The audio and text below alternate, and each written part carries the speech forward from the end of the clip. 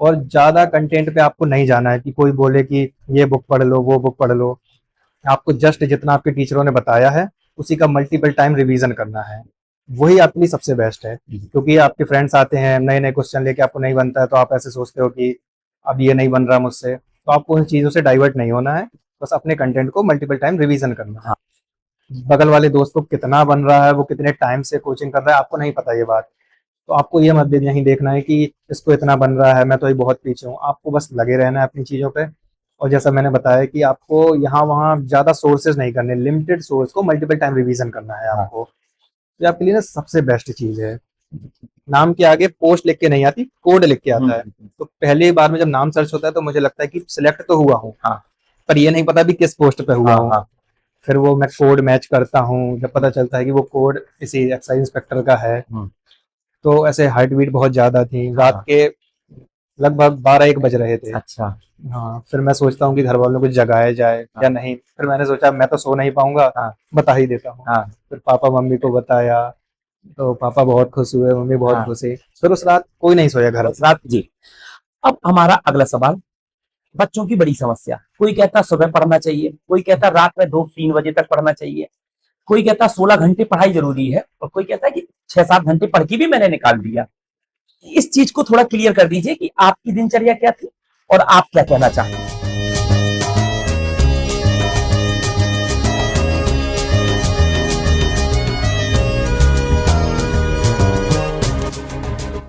जो तपते हैं घिसते हैं सत्यवीर कहलाते हैं, सौभाग्य न सब दिन सोता है, देखे आगे क्या क्या होता है।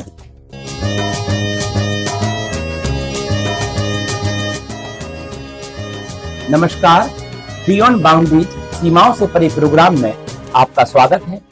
आज हमारे साथ एक ऐसी शख्सियत है जिनका नाम अनुज सैनी और घर का नाम राज के नाम से जाने जाते हैं, और वर्तमान में जो बच्चे का सपना होता है कि एसएससी क्रॉस करके किसी अच्छे पद पर चयन हुआ जाए, तो मिलते हैं अनुज सैनी जी से। हमारी सम्मानीय जनता आपको देख रही है। दोस्त नमस्कार, मेरा नाम अनुज सैनी है। मैं महोबा का निवासी हूँ और फिलहाल मैं as a excise inspector ministry of finance में पोस्टेड हूँ। जी, ओके सर, हमारे जो प्रश्न रहेंगे वो आपके पोस्ट संबंधित और किस प्रकार आप यहाँ तक पहुंचे, क्योंकि बच्चे हैं भाई, सपना रहता है कि यहाँ तक पहुंचा जाए, तो आपने अपना सामान परिचय दे दिया है। सेकंड प्रश्न हमारा ये है कि एसएससी की तैयारी शुरू करने का विचार आपके मन में कैसे आया? वैसे तो बचपन से हमेशा पापा लोग से सुनते रहते थे हाँ। कि बच्चा कस्टम से एक्साइज बनना, उस टाइम बहुत छोटे थे, समझ नहीं आता था कि पापा क्या बोल रहे हैं, बट कहीं ना कहीं वो दिमाग में था। हाँ। ये कुछ होता है। आगे चले, जब ग्रेजुएशन में पहुंचे तब मेरे भैया के एक फ्रेंड हैं, पीयूष भैया। अच्छा। उनको मैंने इस पद पे चयन होते हुए देखा। अच्छा। तो जब मैंने उनका सिलेक्शन देखा, उनसे बात की और उनको इस यूनिफॉर्म में देखा, हाँ। तब वो समझ आया कि जो पापा बचपन से बोल रहे थे, हाँ। उस यूनिफॉर्म के क्या मायने हैं हाँ। उनकी जीवन में। तो फिर तब से लगा कि अब मुझे भी एसएससी में जाना है। बहुत अच्छा। अगला प्रश्न कि जब आपने फॉर्म भरा तो उसमें पोस्ट प्रेफरेंस करनी होती है। हाँ। तो पोस्ट के लिए आपने किस पोस्ट के लिए आवेदन किया था और आपको वर्तमान में कौन सी पोस्ट मिली है? मैंने सबसे पहले इसी central excise and income inspector के लिए जी भरा था प्रेफरेंस, और किस्मत से यही सबसे पहली प्रेफरेंस मुझे मिल भी गई जी। क्योंकि वैसे इसमें तो प्रेफरेंस डबल एओ की भी होती है आगे। हाँ। बट वो फॉर्म भरते टाइम ही डालना होता है कि तुम्हें ये चाहिए या नहीं चाहिए। जी। तो वो उसके लिए मैंने अप्लाई नहीं किया था। जी जी जी। तो रिजल्ट के बाद मैंने जी इसी पोस्ट के लिए अप्लाई। ओके, बहुत बढ़िया। अब हम लोग चलते हैं मेन की तैयारी। हाँ। पहला ठीक, तो तैयारी में अगला सवाल कि आपने एसएससी की तैयारी की कब और कैसे शुरुआत की? आमतौर पर बच्चों को 2 साल 3 साल 4 साल लग जाता है, कभी कभार काफी ज्यादा जीवन भी खतरे में आ जाता है। हमारी बिल्कुल। सारा पूरा उसी में पूरा कर दिया, तो इसके बारे में थोड़ा अच्छे से बताइएगा। मैंने एसएससी की तैयारी, वैसे तो ग्रेजुएशन के समय मुझे पता चल गया था जी कि एसएससी करना है मुझे। तो इसके बाद मैंने लगभग 2022 की शुरुआत में जी। दिल्ली जाने का सोचा। हाँ। तो फिर मैंने ऑफलाइन कोचिंग का पता किया, तो दिल्ली में नीतू सिंह का नाम तो आप सब लोग जानते ही होंगे। हाँ। एसएससी के फील्ड में, तो मैंने उनके यहाँ एडमिशन लिया, तो जिसमें मेरी मैथ इंग्लिश ये सब उन लोग ने काफ़ी अच्छे से करवाई। तो लगभग मुझे 2 से ढाई साल इस पोस्ट तक आने में लगा है, क्योंकि ये मेरा लगभग तीसरा अटेम्प्ट है। जी। पहला अटेम्प्ट मैंने तैयारी के दौरान ही किया था, तो जिसमें बस एज अ आइडिया ले रहा था मैं कि पेपर कैसा आता है। इसके बाद फुल तैयारी के बाद ये मेरा दूसरा अटेम्प्ट है। ठीक। अब अगला सवाल हमारा कि वर्तमान 2025 में पढ़ाई के दो मोड हो चुके हैं, एक हाँ। ऑफलाइन एक ऑनलाइन, और एक तीसरा भी बोला जाता है कि सेल्फ स्टडी। ठीक। हाँ, तो आपने जब कोचिंग क्लास का सहारा लिया या सेल्फ स्टडी तैयारी की, ठीक, इसमें थोड़ा सा। जब मैं शुरुआत में 2022 में दिल्ली गया तो मेरा मेन फोकस ऑफलाइन स्टडी पर था। हाँ। क्योंकि मुझे जानना था कि जिन लोग से मैं कॉम्पिटिट करने वाला हूँ वो किस लेवल पर हैं। जी। क्योंकि अकेले रूम में बैठ के मुझे समझ नहीं आ रहा था कि मैं सही हूँ, तेज हूँ या नहीं हूँ, क्योंकि एसएससी में टाइमिंग बहुत मैटर करती है। तो मैंने ऑफलाइन जाने का सोचा, क्योंकि वहाँ पता चलता है जब 100 बच्चों के बीच में बैठते हो कि अपन किस लेवल पर हैं। जी। तो जब मैंने वहाँ ऑफलाइन कोचिंग की, पहला अटेम्प्ट दिया, फिर और लोगों से मिला जो ऑलरेडी सिलेक्टेड थे, तब मैंने कहीं जाना कि कुछ कमियां अभी भी रह गई हैं। तो उसके लिए मैंने और अच्छे टीचर्स पता किए, तो जिनमें से फिर मैंने मैथ्स के लिए स्पेशली एक ऑनलाइन बैच लिया, क्योंकि वो भूतेश सर हैं एक E1 क्लासेस के, तो उन्होंने काफ़ी अच्छा कंटेंट दिया हुआ था। तो मैंने मैथ के लिए फिर ऑनलाइन स्टडी की, बाकी इंग्लिश रीजनिंग एंड जीएस के लिए मैंने ऑफलाइन ही सही समझा। बहुत अच्छा सर। जैसे वर्तमान में सेल्फ स्टडी के बारे में कुछ दो शब्द बता दीजिए। काफी बच्चे बच्चियां होती हैं, हाँ हाँ, आर्थिक स्थिति या ग्राम में है तो नहीं जा पाते हैं, बिल्कुल। और पढ़ने में बहुत होशियार है, बिल्कुल। उनके लिए तो सेल्फ स्टडी तो एज अ बहुत इंपॉर्टेंट है, क्योंकि लास्ट वाला जो अटेम्प्ट दिया है मैंने घर से ही दिया है। पहले मैं दिल्ली में था 1.5 साल, इसके बाद मैं घर आ गया हूँ, क्योंकि मेरा कोर्स पूरा हो चुका था। अब मुझे पता था कि कितना पढ़ना है, मुझे कितना एरिया कवर करना है कितने टाइम में। तो मैं अपने रूम में जाके घर पे ही अपनी सेल्फ स्टडी कर रहा था, और ज़्यादा कंटेंट पे आपको नहीं जाना है कि कोई बोले कि ये बुक पढ़ लो वो बुक पढ़ लो। आपको जस्ट जितना आपके टीचरों ने बताया है उसी का मल्टीपल टाइम रिवीजन करना है, वही आपके लिए सबसे बेस्ट है। क्योंकि आपके फ्रेंड्स आते हैं नए नए क्वेश्चन लेके, आपको नहीं बनता है तो आप ऐसे सोचते हो कि अब ये नहीं बन रहा मुझसे, तो आपको उन चीज़ों से डाइवर्ट नहीं होना है, बस अपने कंटेंट को मल्टीपल टाइम रिवीजन करना है। हाँ। सेल्फ स्टडी के थ्रू। जी। आपने जो प्रश्न की बात कही है, वर्तमान में आज ऐसा हो भी रहा है कि जो नई नई कंपनी आ जाती है या नए नए यूट्यूब में चैनल है, हाँ। तो वो अपने आप को टीचर श्रेष्ठ साबित करने के लिए Exactly. इस प्रकार के प्रश्नों को पेश करता है कि बच्चे को ना बने, हाँ। और बच्चे को ये लगे टीचर बहुत बेस्ट है। तो बिल्कुल आपने सही कहा कि पहले आप अपना पेपर देख लें, हाँ। किस लेवल के प्रश्न आने हैं उस लेवल की ही तैयारी करें। हाँ। पीएचडी उसमें हासिल करना जरूरी नहीं है। हाँ, क्योंकि बहुत से ऐसे टीचर्स होते हैं जो ऐसे टफ क्वेश्चन दे देंगे हाँ। और फिर बच्चों से बोलते हैं कि अपने दोस्तों से ही पूछना। हाँ। तो उन क्वेश्चन को देख के ना बच्चा डिप्रेस हो जाता है जी, कभी जी, कभी। बहुत अच्छा। तो उस पर नहीं जाना है, कोई कितना टफ कर रहा है, आपको अपना वो देखना है कंटेंट जो आपके लिए जरूरी है। जी।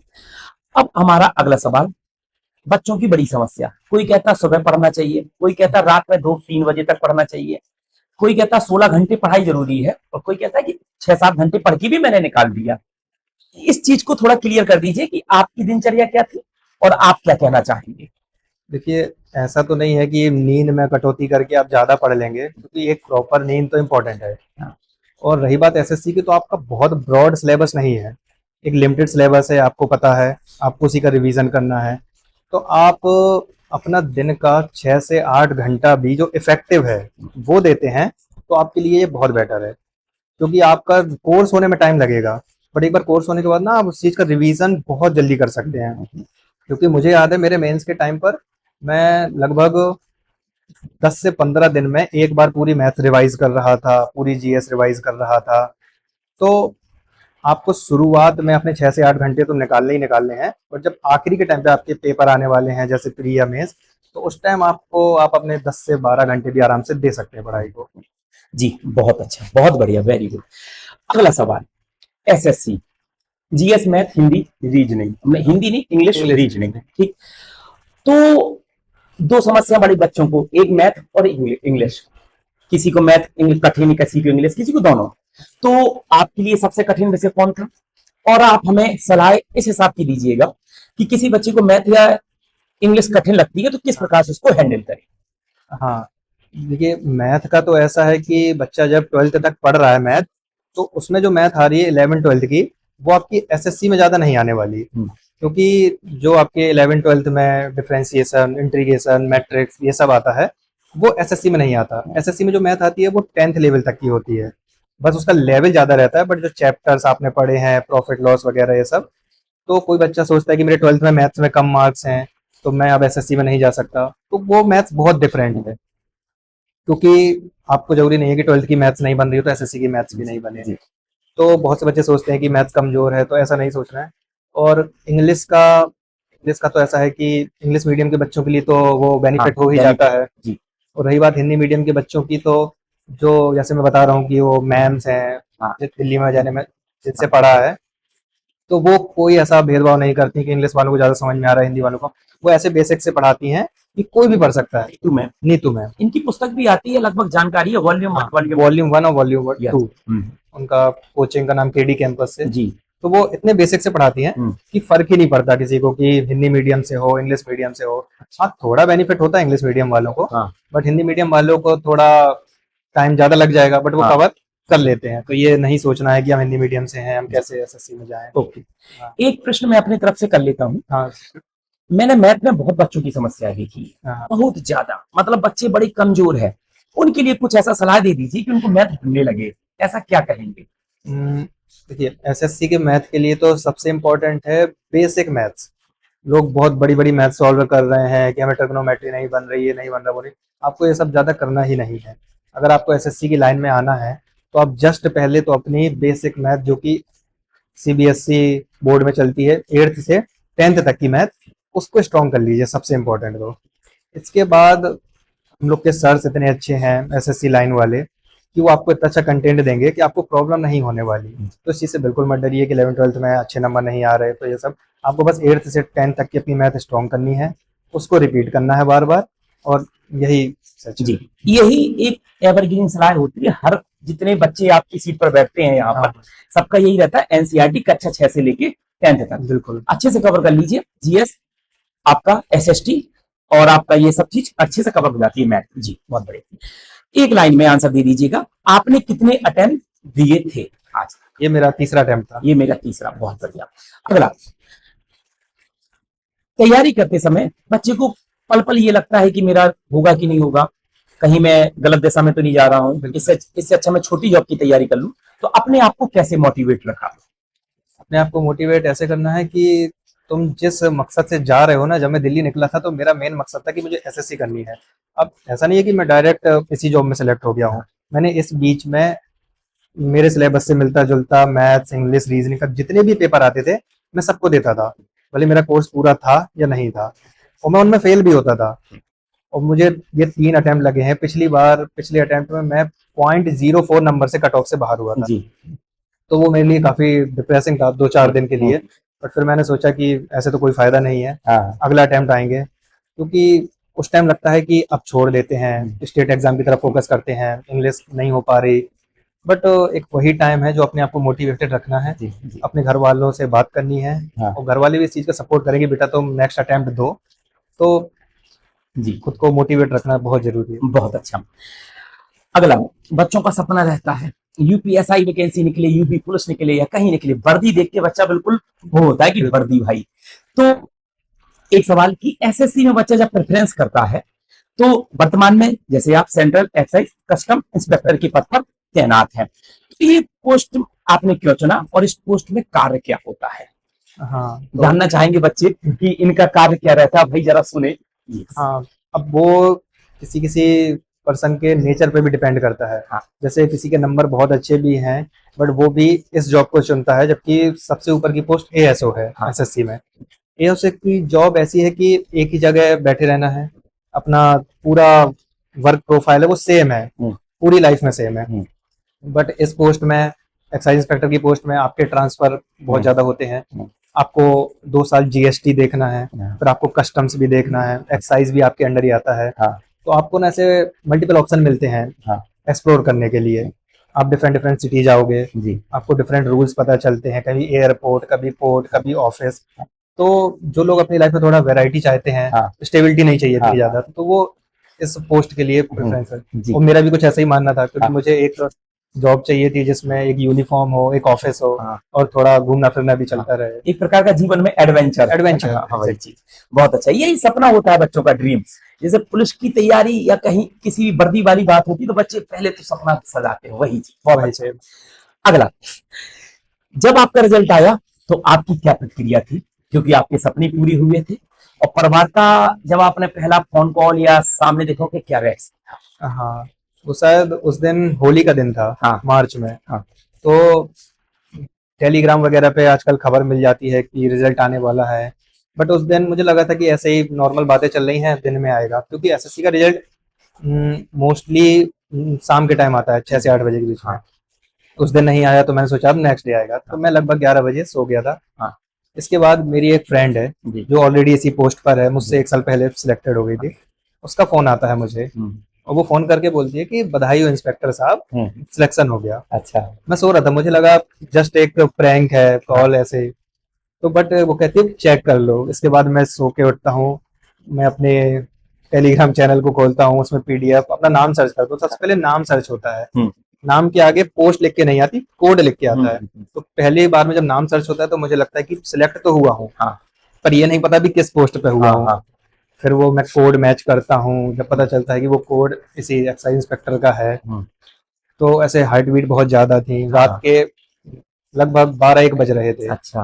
हाँ, फिर मैं सोचता हूँ कि घर वालों को जगाया जाए या नहीं। फिर मैंने सोचा मैं तो सो नहीं पाऊंगा, बता ही देता हूँ। फिर पापा मम्मी को बताया, तो पापा बहुत खुश हुए, मम्मी बहुत खुश हुई। फिर उस रात कोई नहीं सोया घर, उस रात यही पूछने वाला था मैं, उस रात तो कोई सोया नहीं? उस रात कोई घर में नहीं सोया। पापा ने एक नहीं देखा, 2 नहीं देखा, सबको फोन किया कि 1 बज रहा है, 2 बज रहा है, कोई फर्क नहीं। जितने हमारे सब शुभचिंतक थे सबको फोन किया, उन्होंने सबको बताया कि लड़के का सिलेक्शन हो गया है, सबने बधाई दी। और फिर पूरे अगले दिन भी पूरे दिन सब लोग आ रहे थे मिठाई लेके, तो पूरा दिन काफी मतलब मेमोरेबल है। हाँ, बहुत अच्छा, बहुत बढ़िया, बहुत बढ़िया, अच्छा लगता है बहुत। अगला सवाल, इस सफलता का श्रेय आप किसे देना चाहेंगे? सफलता का श्रेय तो मैं सबसे पहले माता पिता को ही देना चाहूंगा, बहुत। इसके बाद मेरे वो गुरुजन जिनने मेरी बहुत हेल्प करी है। ओके। अगला, एक मिथक है कि पढ़ने वाले बच्चों को इंस्टाग्राम, यूट्यूब, सोशल मीडिया से दूर रहना चाहिए या नहीं रहना चाहिए, इसके बारे में थोड़ा सा प्रकाश।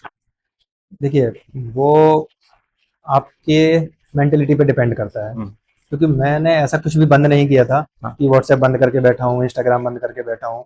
हालांकि मेरे इंस्टाग्राम में जो चैनल भी थे वो भी मैं एसएससी के बहुत सारे फॉलो किए हुए थे। अच्छा। जिसमें आजकल बहुत से लोग क्लासें नहीं चला पा रहे हैं, तो उसमें भी कंटेंट डाल देते हैं अपना। कुछ ट्रिक्स हैं छोटी मोटी जिनको आप थोड़ी ऐसे याद कर पाते हैं एग्जाम इंस्टाग्राम में। हाँ, काफी ट्रिक्स डाल देते हैं, जैसे कोई सम्मेलन हुआ है, कुछ हुआ है, तो उसका उनने छोटा छोटा डाल दिया है, तो स्क्रॉल करते करते ना वो भी आ जाता था। तो वो भी ऐसे हेल्पफुल था। तो सोशल मीडिया का यूज किया है, बट सही यूज किया है, क्योंकि आजकल बहुत सी अपडेट्स भी सोशल मीडिया के थ्रू ही मिल पाती है। बहुत अच्छा। अगला, जो छात्र वर्तमान में एसएससी की तैयारी कर रहे हैं और आप उनको क्या सलाह देना चाहेंगे, लेकिन आप ये समझ के सलाह दीजिएगा कि बिल्कुल बच्चा बेसिक है, बनना चाहता है लेकिन मेहनती है और उसकी मैथ, इंग्लिश, जीएस कमजोर है, क्या करे कि सिलेक्शन पा जाए, चाहे 2 साल में हो चाहे 3 साल में हो? आप लोग को सबसे पहले तो अपना एक टीचर फिक्स करना है, और वो भी बार बार चेंज नहीं करना है। आपको लगे कि आपको ये कंटेंट सही दे रहा है, आपको समझ में आ रहा है, आपको उसी पे भरोसा करना है। बगल वाले दोस्त को कितना बन रहा है, वो कितने टाइम से कोचिंग कर रहा है, आपको नहीं पता ये बात, तो आपको ये मत नहीं देखना है कि इसको इतना बन रहा है, मैं तो ये बहुत पीछे हूँ। आपको बस लगे रहना है अपनी चीज़ों पे। और जैसा मैंने बताया कि आपको यहाँ वहाँ ज़्यादा सोर्सेज नहीं करने, लिमिटेड सोर्स को मल्टीपल टाइम रिवीजन करना है आपको, ये आपके लिए ना सबसे बेस्ट चीज़ है। अगला सवाल, अंतिम 2 सवाल कि अब तो सब अच्छा है, वर्दी है, एक अपना औरा है, ठीक, तो इस पोस्ट के जरिए, इस पद के जरिए समाज या अपने गांव के लिए कुछ करना चाहते हैं? कुछ मन में इच्छा है? परिवार के लिए तो सब कुछ करता है, लेकिन समाज, गांव के लिए कुछ ऐसा कार्य, कुछ प्लान है? अभी कार्य का तो नहीं, बट एक सोच जो मैं ऐसे एक समाज को देना चाहता हूँ कि जैसे बहुत बार ऐसे होता है कि बच्चे को आप बाहर भेज रहे हैं, किसी के कहने पे भेज दिया या कुछ कर दिया। अगर मानो उसका सिलेक्शन नहीं हुआ जी तो कभी कभी पेरेंट्स या घर वाले ही उसको ऐसे थोड़ा डिमोटिवेट कर देंगे, बेटा तुमसे नहीं हो रहा, हाँ। वापस आ जाओ, जी नहीं हो रहा। तो मैं बस वही चाहता हूँ कि जैसे मेरे पेरेंट्स ने सपोर्ट किया हाँ कि बेटा पहली बार नहीं हुआ तुम अगला दो, जी इसमें नहीं हो रहा, तो कभी समाज को ना किसी बच्चे को नीचा नहीं दिखाना चाहिए हाँ हाँ कि बेटा तुमसे नहीं हो पा रहा तुम वापस आ जाओ। जी एटलीस्ट उसको इनकरेज तो कर ही सकता है हाँ सब हाँ कोई। हाँ हाँ बहुत तो मैं समाज से वही चाहूंगा कि अगर निगेटिव नहीं बोलो, मतलब पॉजिटिव नहीं बोल सकते तो एटलीस्ट निगेटिव निगेटिव मत बोलो। जी सवाल, अंतिम सवाल। अब उन छात्रों की बात कर लेते हैं। अभी हमने जो प्रश्न पूछा था पिछला, इसके ये था कि नए छात्रों की। अब उन छात्रों की बात कर लेते हैं जो तैयारी कर रहे हैं और आपसे भी ओल्ड हो चुके हैं, ठीक है, बार बार असफल हो रहे हैं, उनके लिए कोई एक प्रेरणादायक संदेश। उन लोगों को मैं यही कहूंगा कि बहुत बार तो वो देख के हताश हो जाते हैं कि हमसे कम टाइम के लिए आया हुआ बच्चा हाँ। सिलेक्ट होके चला गया। तो बाकायदा इस चीज से डिप्रेस ना होके आप उनसे बात भी कर सकते हैं। हाँ। बहुत से लोग ईगो में बात नहीं करते जी कि ये तो मुझसे छोटा है, मेरे बाद का आया हुआ है। हाँ तो मैं चाहता हूँ कि क्योंकि जो फ्रेंड की मैंने चर्चा की वो मुझसे बाद की इस फील्ड में उतरी थी, जबकि मुझसे एक अटेम्प्ट पहले सिलेक्ट हो गई थी। अच्छा तो मैंने उससे चीजें पूछी हाँ। तुमने क्या किया। हम्म। तो बड़े लोगों को बोलने लगता है कि मुझे सब पता है, मुझे कोई नहीं बताए, मैं सब जानता हूँ, मैं कर लूंगा। तो अगर आपका नहीं हो पा रहा है तो एटलीस्ट उन लोग से आप डिस्कस कर सकते हैं जो ऑलरेडी सिलेक्ट हो चुके हैं कि आपने ऐसा क्या किया कि आप 2-3 साल में सिलेक्ट हो गए, जी क्योंकि बहुत से लोग 5-5 साल से लगे हुए हैं। जी जी तो बहुत अच्छा। अंतिम सवाल एक हम अपनी तरफ से, ये कैसा लगा हमारे प्रोग्राम में आकर? ये काफी यूनिक एक्सपीरियंस है जी क्योंकि ये फर्स्ट टाइम है लाइफ का जब मैं कोई इंटरव्यू ऐसे हाँ। फेस कर रहा हूँ। जी तो काफी अच्छा लग रहा है मुझे। हाँ बढ़िया। बस चलिए तो फिर प्रोग्राम को समाप्त करते हैं, मिलते हैं अगले प्रोग्राम में किसी नई शख्सियत के बाद। जय हिंद, जय भारत, नमस्ते।